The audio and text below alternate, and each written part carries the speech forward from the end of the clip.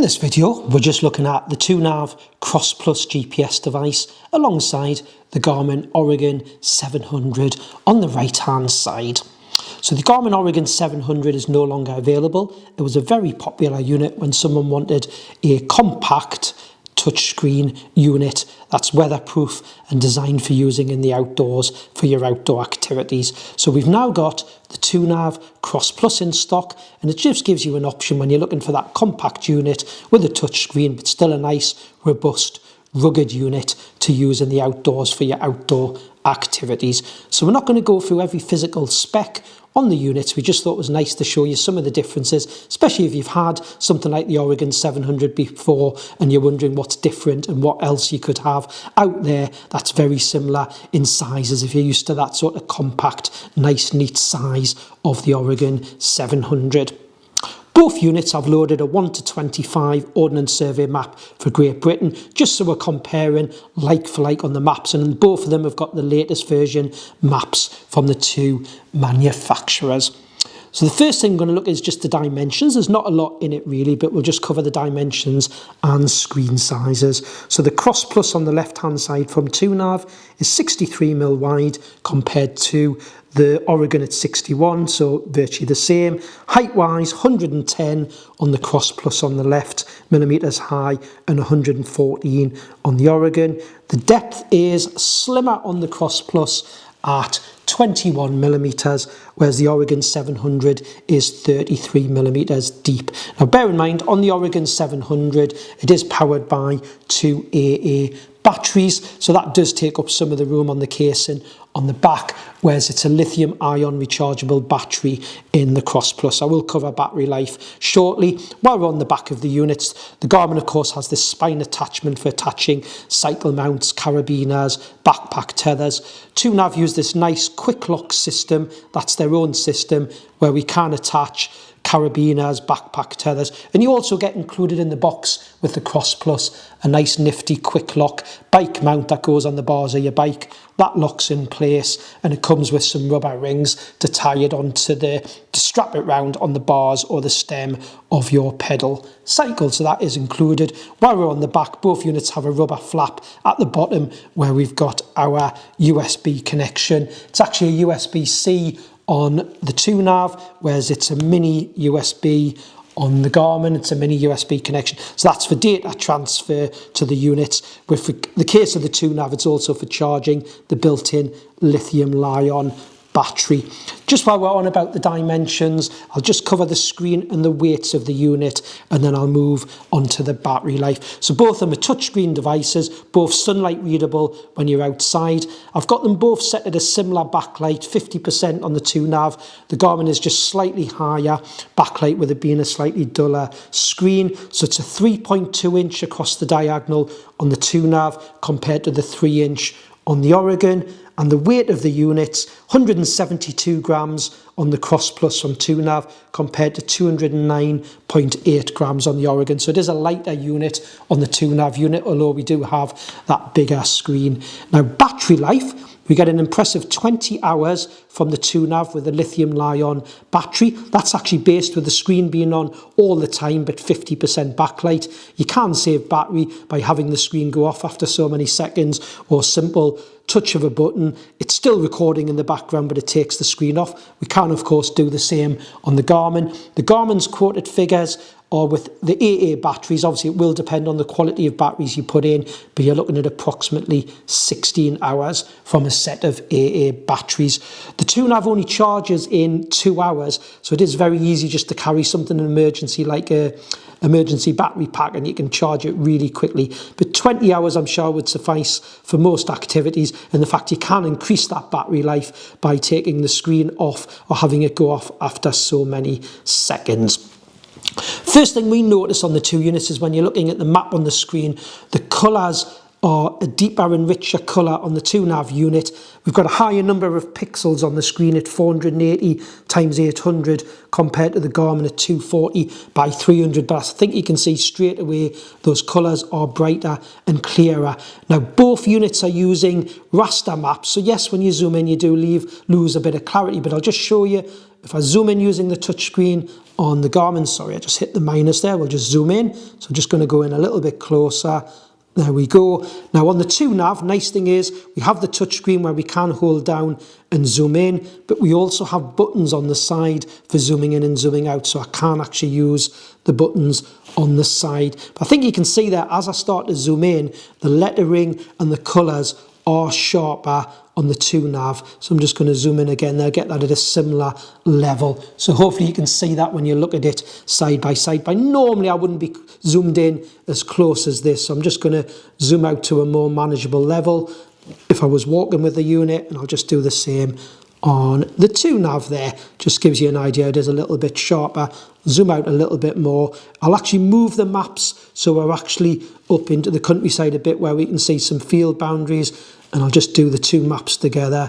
So I'm just going to move this one down. Actually what I'll do is just zoom that one out a little bit more so it's very similar, and then we'll just move it so we're moving it up into the fields. And you can see there again, if I just get it under some lettering of a place there, just zoom that one out slightly so it's similar, and it just gives you an idea of the quality of the maps and really the colours and what we're actually seeing on the screen.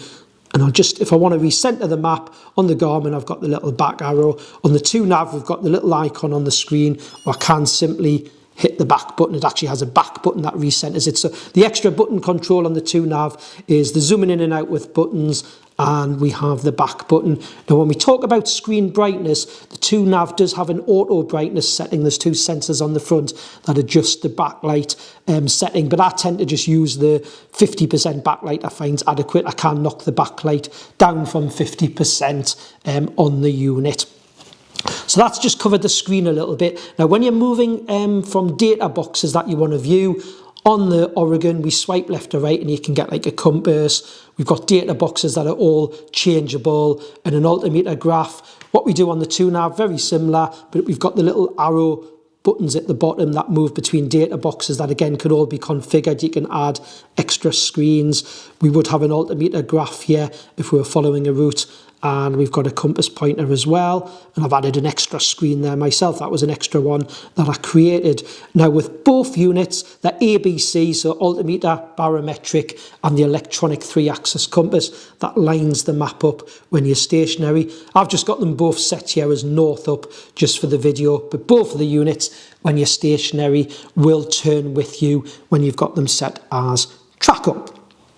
So next thing I'm going to cover is the satellite signal. So both units are multi-GNSS. They'll pick up more than one set of satellites. So on the Oregon 700, it's either GPS only or GPS and GLONASS, whereas with the TwoNav we have some extra satellites just to potentially help with accuracy and speed of lock. We've got GPS, GLONASS, Galileo and Beidou. You can only set 3 at one time, but I find that does really help. I've actually got the TwoNav set as GPS, Galileo and Beidou. So that is the settings that I'm using for GPS on the units.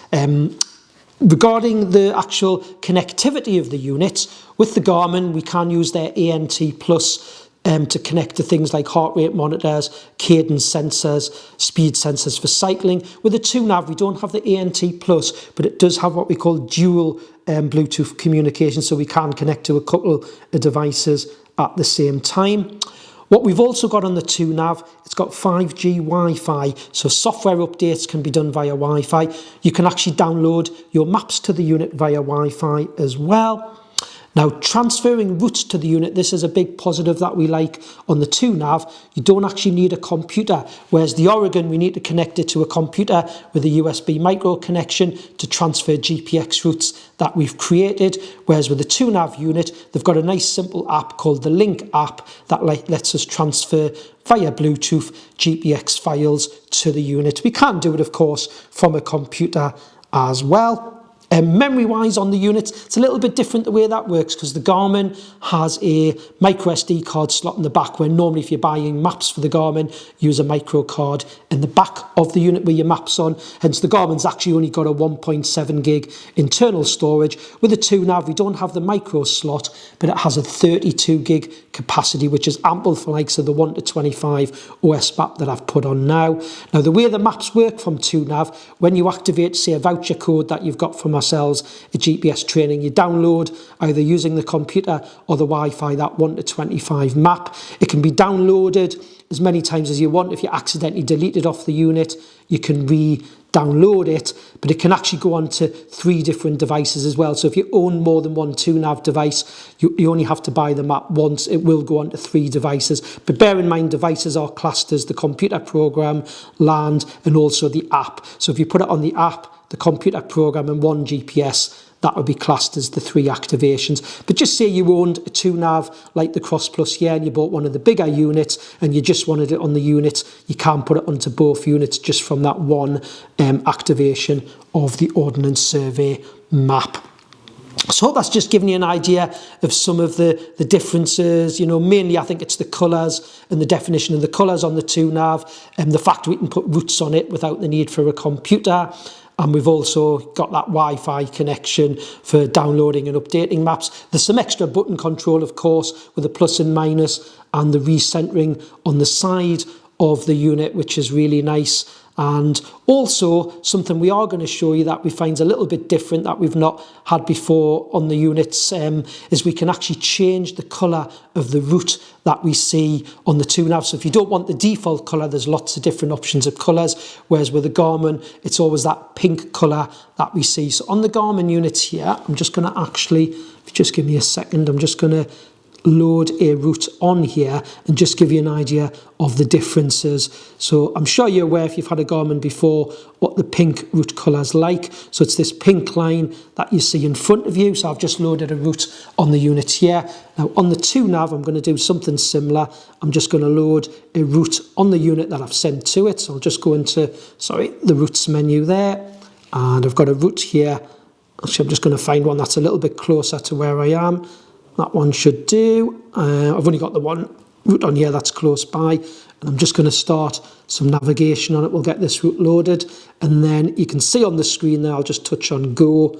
That is the standard default colour. It's just told me I've deviated off the route. That's why I've got that message on the screen, but it just gives you an idea. It's actually drawing a red line to where the start of the route is. That's what that red line is. If I just move the map across, you can see it's 2 thick blue lines with a white inner. So it's nice and clear. But if you didn't like that colour, the beauty is we can change it. So with the Garmin, we'll always have that pink colour. With the Garmin, you can change the colour of a recording behind you, which we can do as well on the TwoNav. But the option that we really like is if I just go into the settings here, and I'll show you the route colours that we can have. So we can change the recorded track colour, which we can do on the Oregon, but we can actually change the thickness of it as well, which we can't do on the Oregon. But if I go to the navigated track view, we've got options here of lots of different colours. So I'll just go into the track colour. So I've got a selection of colours here. So I could make this one say yellow, could make it red. It's obviously personal choice. I'll put it as a red colour. We can have the double line on the outer of it. Just let that deviation come off. It's just because I'm not near the route. So I can add a double line. I can change the colour. So I could make it a black line. I can actually make it thicker as well. So I can actually, if I go onto the thickness here, just make the double line. I think I might have that set. Nope. I'm just going to make it a little bit thicker there. I'll put it at the 8 thickness. And then I'll come right back out, just give you an idea of the flexibility. So I've made that a little bit thicker on the black lines and changed the colour. So different colours that we can have on the screen. So that's a feature that we really like. But I hope this has just been a nice comparison for you. If you've come from an Oregon 700, or that's the unit you're used to, and you're looking for something different, you're actually seeing on the screen something else I didn't mention, which is a feature I like. I've set the TwoNav so if I have moved the map away from where I am, rather than manually recentering it, you can set it after so many seconds, minutes, etc. It will automatically recenter on your location. So that red line is just telling me I've deviated off my route. That's why it's drawing a red line to where my route is. I hope you found this video useful. Loads of extra information and specs on our website, on the units, gpstraining.co.uk. Under the GPS store and handheld devices, you'll be able to find the TwoNav Cross Plus, and all the specs are there. Like I say, the Oregon 700 isn't available now as a new unit, but at least it gives you a comparison if you have been looking for a compact touchscreen unit, and thanks for watching.